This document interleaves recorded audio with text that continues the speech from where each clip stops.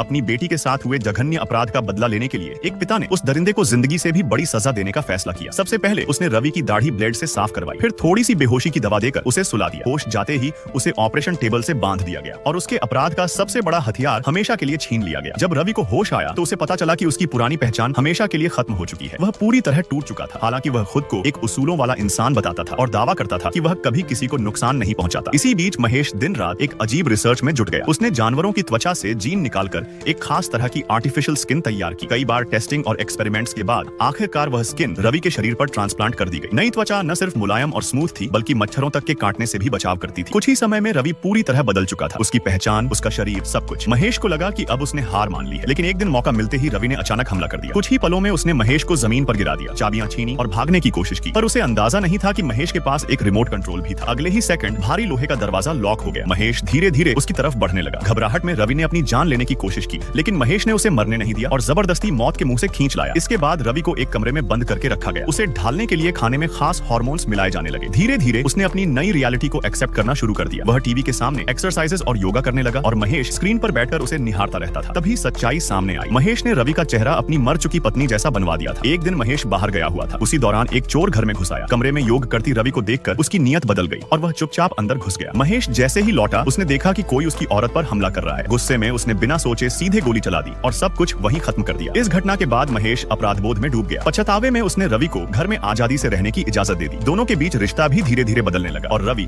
नई जिंदगी को अपनाने लगा। लेकिन खुशी ज्यादा दिन नहीं टिकी। एक दिन अखबार में खबर पढ़कर रवि को पता चला कि उसका परिवार सालों से उसे ढूंढ रहा था। उसने इस डरावनी कैद से निकलने का फैसला किया। मौका देखकर उसने महेश की बंदूक उठा ली। इससे पहले कि कोई रोक पाता, ट्रिगर दब चुका था। सब कुछ खत्म कर वह घर की सारी जमा पूंजी लेकर अपने परिवार के पास लौट गया और इसके बाद रवि ने एक नई पहचान के साथ एक अमीर और सुरक्षित जिंदगी शुरू की।